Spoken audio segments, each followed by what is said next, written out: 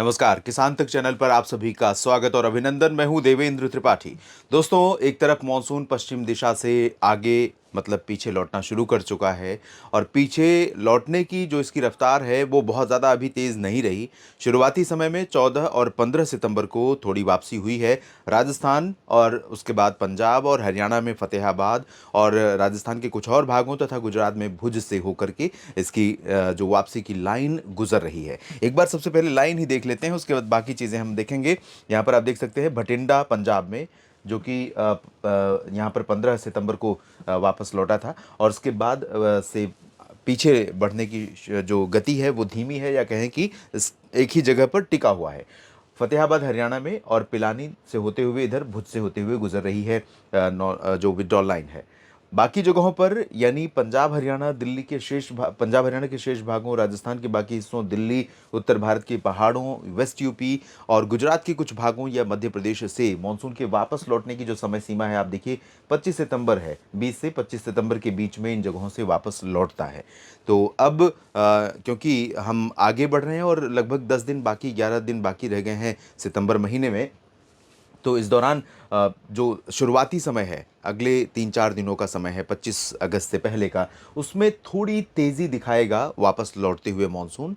लेकिन बंगाल की खाड़ी पर एक नया वेदर सिस्टम डेवलप हो रहा है और ये सिस्टम आने वाले समय में काफ़ी इंटेंस वेदर सिस्टम हो सकता है, जिसके कारण इसके वापस होने की जो रफ्तार है वो और धीमी एक बार फिर से हो जाएगी।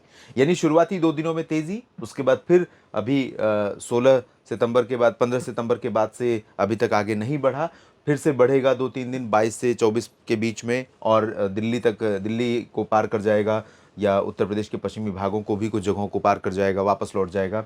लेकिन उसके बाद ये ठहर जाएगा वहाँ पर, क्योंकि बंगाल की खाड़ी से हवा इधर बढ़नी शुरू हो जाएगी, काफ़ी ज़्यादा हवा वेग से आएगी और उसी हवा के कारण देश के कई राज्यों पर मौसम भी सक्रिय होगा, बदलाव भी दिखाई पड़ेगा और जहां पर अभी मानसून की बरसात नहीं हो रही है उन जगहों पर बरसात होगी। आशंका इस बात की भी है कि कई राज्यों पर, कई ज़िलों में तेज़ हवाओं के साथ बरसात होगी, जिसके कारण कुछ नुकसान भी पहुंच सकता है। हालांकि अभी ये साइक्लोन बनेगा कि नहीं बनेगा, इसको लेकर के स्पष्टता नहीं है मॉडल्स में। ये एक बार सिस्टम को देख लेते हैं। ये 25 सितंबर के आसपास की स्थिति है। 25 तक तो ये सिस्टम जब पीछे रहेगा, मानसून वापस लौटेगा, लेकिन जब ये सिस्टम इंटेंसिफाई होना शुरू हो जाएगा, लो प्रेशर या well mark low pressure area की इंटेंसिटी में पहुंचेगा, तो इसके चलते यहाँ पर जो स्थिति रहेगी दोस्तों, वो हवा देख सकते हैं आप कि बंगाल की खाड़ी से हवा किस तरह से पहले ओडिशा, छत्तीसगढ़ और उसके बाद पूर्वी मध्य प्रदेश के भागों को प्रभावित करना शुरू करेगी और उसके बाद पूर्वी उत्तर प्रदेश होते हुए मध्य तथा पश्चिमी यूपी तक पहुंचेगी, पश्चिमी एमपी तक पहुंचेगी, राजस्थान के पूर्वी जिलों तक भी इस हवा का प्रभाव पहुंचेगा, प्रवाह पहुंचेगा और इसी वजह से मानसून की वापसी रुकेगी, बरसात देश के कई राज्यों में बढ़ेगी। दक्षिण भारत में, मध्य भारत के कई हिस्सों में बरसात धीरे धीरे बढ़ने की संभावनाएं नजर आ रही हैं। अभी तक मानसून का प्रदर्शन कैसा रहा है, अगर हम इसकी बात करें तो तकरीबन 8% सरप्लस है मानसून। 8% ज़्यादा वर्षा रिकॉर्ड की गई है और 6 मिलीमीटर के आसपास एक दिन में वर्षा होनी चाहिए 24 घंटों की अवधि में पूरे भारत में, इस समय के हिसाब से। और अगर 6 मिलीमीटर से कम भी, थोड़ी बहुत कम या थोड़ी बहुत ज़्यादा होती है तो ज़्यादा फर्क नहीं पड़ेगा। तो संभावना इस तरह की दिखाई पड़ रही है कि इस साल का मानसून जब एंड होगा तो आंकड़ा तकरीबन 108% का ही रहेगा।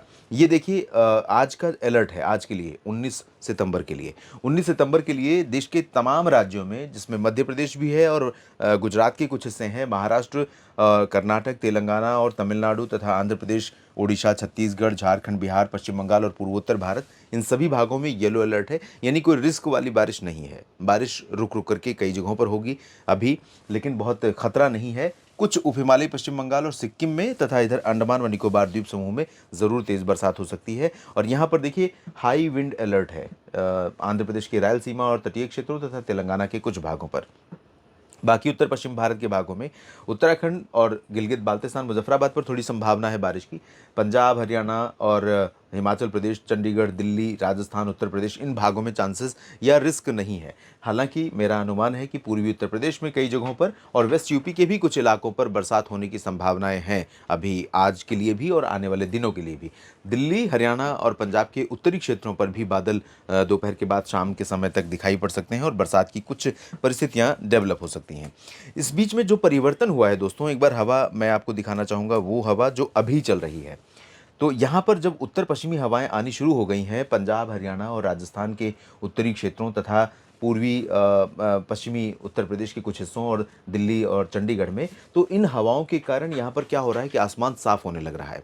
आसमान पूरी तरह से साफ होने के कारण ही धूप का जो प्रभाव है वो पूरा पहुँच रहा है नीचे और इसके कारण टेम्परेचर बढ़ रहा है। तो टेम्परेचर का जो बढ़ने का सिलसिला है वो जारी है। इसके बावजूद अभी 35 से ऊपर 36, 37 या 38, 40 में नहीं पहुँचेगा और ना ही पहुँचा है, लेकिन गर्मी है, उमस भी थोड़ी सी बनी हुई है।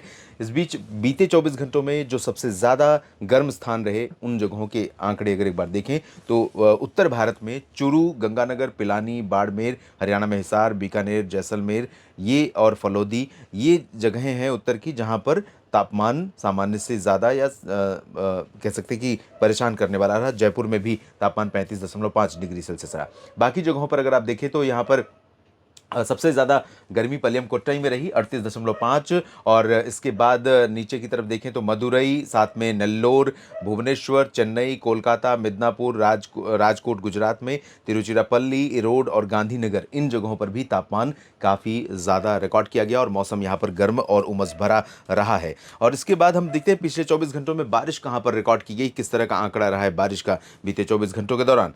तो तिरुपत्तूर में 167 मिलीमीटर की व्यापक वर्षा हुई है और जलपाईगुड़ी में 125 और पोर्ट ब्लेयर में 119 मिलीमीटर की व्यापक वर्षा हुई है। पुणे में, महाराष्ट्र का मध्य क्षेत्र, जहां 97 मिलीमीटर की बारिश दर्ज की गई। धुबरी असम में 73, बेंगलुरु में 71, लॉन्ग आइलैंड में भी इतनी ही बारिश हुई है। कराईकल में बारिश हुई है 60 मिलीमीटर। 56 मिलीमीटर माथेरन में रही है। सिलीगुड़ी में 53 और 52 मिलीमीटर गडग में, वेल्लोर में 50, 47 हटबे में और सेलम में 46, 44 मिलीमीटर वर्षा दर्ज की गई है। नागपुर सोनेगांव में, ओंगोल में 43, 41 हुई है डाल्टनगंज में, नासिक में 41, 39 नेल्लोर में और चेन्नई के मीनमबक्कम में 38 मिलीमीटर वर्षा अभी तक दर्ज की गई है। तो दोस्तों ये स्थिति अभी तक है और आने वाले समय में किस तरह का मौसम रहेगा आइए इसकी जानकारी ले लेते हैं।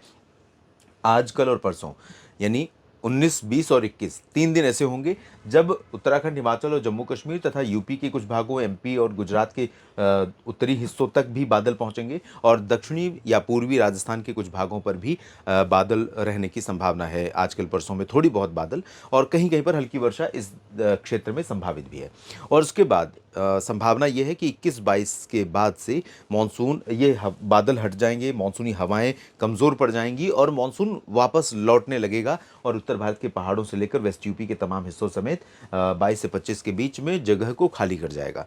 और उसी दरमियान यहाँ पर एक सिस्टम जो डेवलप हो रहा है, अभी सर्कुलेशन है, वो इंटेंसिफाई होते हुए और मध्य प्रदेश से एक ट्रफ रेखा यहाँ बंगाल की खाड़ी के बीच में बनी है। तो धीरे धीरे जैसे इंटेंसिफाई होगा ये ट्रफ इसके साथ कनेक्ट हो जाएगी और इसके बीच में यहाँ पर नीचे अरब सागर की, ऊपर बंगाल की खाड़ी की हवाएं, तो हवाएं बढ़नी और ज़्यादा शुरू हो जाएंगी सरफेस पर भी और धीरे धीरे ऊंचाई की तरफ भी। आधे किलोमीटर यानी 500 मीटर, 800 मीटर, 1000 मीटर के आसपास की जो ऊंचाई रहेगी उधर भी हवा इधर से ही आएगी। तो इतनी ज़्यादा नमी जब पर्याप्त मात्रा में या बहुत ज़्यादा मात्रा में आनी शुरू हो जाएगी तो पूर्वोत्तर भारत से लेकर के बिहार, झारखंड, पश्चिम बंगाल, ओडिशा, छत्तीसगढ़, इन सभी भागों में 25 सितंबर से फिर से बरसात बढ़ने की संभावना है। 22 के बाद 22, 23, 24 में ज़्यादातर जगहों पर बरसात की कमी हो जाएगी, यानी मौसम साफ और शुष्क होने लगेगा और कई जगहों से मानसून लौट जाएगा। टेम्परेचर थोड़ा और बढ़ेगा। पश्चिमी हवाओं का प्रभाव लखनऊ और ग्वालियर, भोपाल और अहमदाबाद तक पहुंचेगा, लेकिन जब ये सिस्टम इंटेंसिफाई हो जाएगा और करीब थोड़ा पहुंचेगा तो इसके चलते बारिश एक बार फिर से पूर्वोत्तर और भारत के पूर्वी घाट की तरफ से बढ़नी शुरू होगी। ओडिशा, आंध्र प्रदेश प्रभावित होंगे, झारखंड और गंगेय पश्चिम बंगाल प्रभावित होंगे, उसके बाद बिहार, उत्तर प्रदेश के पूर्वी रीजन, मध्य प्रदेश के तमाम हिस्से, महाराष्ट्र और फिर उसके बाद फाइनली गुजरात और राजस्थान के ऊपर भी ये बारिश पहुंचेगी जब ये सिस्टम आगे बढ़ना शुरू करेगा। तो 25 से 30 सितंबर के बीच में भारत के कई राज्यों में फिर से मध्यम से भारी वर्षा होने की संभावना है, व्यापक वर्षा होने की संभावना है। तो जो आपको बीच में गैप मिल रहा है या अभी से लेकर के आपको गैप दिखाई पड़ रहा है, आप किसी भी राज्य से हो तो आप अलर्ट पर रहिए और जैसे ही अपने फसल तैयार अगर दिखाई दे रही है उसे कटा करके सुरक्षित जगह पर रखने का प्रयत्न कीजिए अगर संभव है तो। अदरवाइज़ जब ये सिस्टम बनेगा, अभी ये कहना बहुत जल्दबाजी है कि ये लो प्रेशर रहेगा या वेल मार्क लो रहेगा या डिप्रेशन, डीप डिप्रेशन या फिर साइक्लोन बनेगा, क्योंकि ये काफ़ी दूर यहाँ पर अंडमान व निकोबार द्वीप समूह के उत्तरी क्षेत्रों और म्यांमार के आसपास ये सिस्टम डेवलप हुआ है। और इसके अभी हवा के मैप में हम देखते हैं एक बार, ये देखिए यहाँ पर है सिस्टम। तो ये सिस्टम क्योंकि काफ़ी दूर है और इसको आगे ट्रेवल करने के दौरान एनर्जी काफ़ी मिलने वाली है, अरब सागर की एनर्जी भी मिल रही है, बंगाल की खाड़ी भी इसे फीड करेगी, तो इसके कारण रिस्क ये है कि ये इंटेंसिफाई, हालांकि आसपास भी कई सिस्टम है आप देख सकते हैं जो इसके पास पूरी एनर्जी इकट्ठा नहीं होने दे रहे हैं। अगर यहाँ आसपास सिस्टम नहीं होते और ये हवा इधर नहीं खिंच रही होती, पूरी हवा इसे सपोर्ट करती, तो ये साइक्लोन बन सकता था। अभी कहना कुछ भी जल्दबाजी है, थोड़ा वेट करेंगे और करीब जब पहुँचेंगे 22-23 के आसपास तब स्थितियाँ स्पष्ट होंगी, किस इंटेंसिटी में होगा, क्या रास्ता रहेगा। अभी जो लग रहा है ये लो प्रेशर या वेल मार्क लो प्रेशर रहेगा और उसके बाद पूरब से लेकर पश्चिम तक मध्य भारत के भागों को सबसे ज़्यादा प्रभावित करेगा, ओडिशा, छत्तीसगढ़, मध्य प्रदेश, महाराष्ट्र, गुजरात को, और उसके ऊपर के क्षेत्रों में राजस्थान, उत्तर प्रदेश, बिहार, झारखंड, पश्चिम बंगाल प्रभावित होंगे, नीचे की तरफ तेलंगाना, आंध्र प्रदेश और कर्नाटक प्रभावित होंगे। तो अभी तक ये स्थिति है, इसमें कुछ परिवर्तन आता है, इसमें कुछ बदलाव आते हैं, उसके बारे में नज़र रहेगी हमारी, अपडेट करेंगे अगले वीडियोस के माध्यम से या लाइव के माध्यम से, जिसमें हम जुड़ते हैं आपसे और आप बात करते हैं, आप सवाल पूछते हैं, आपकी जानकारियों का या आपकी जो क्वेरीज़ हैं उनको हम उनका जवाब देने का प्रयास करते हैं। तो लगातार बने रहिए यहाँ पर प्लेटफॉर्म पर किसान तक के साथ और मुझे फॉलो करते रहिए। जानकारियाँ ठीक लगती हैं तो वीडियो को लाइक और शेयर ज़रूर करिएगा किसान साथियों, और कमेंट सेक्शन में अपनी बात लिखना ना भूलिएगा। अगर ये वीडियो आपको पसंद आया है तो इसे लाइक ज़रूर करें।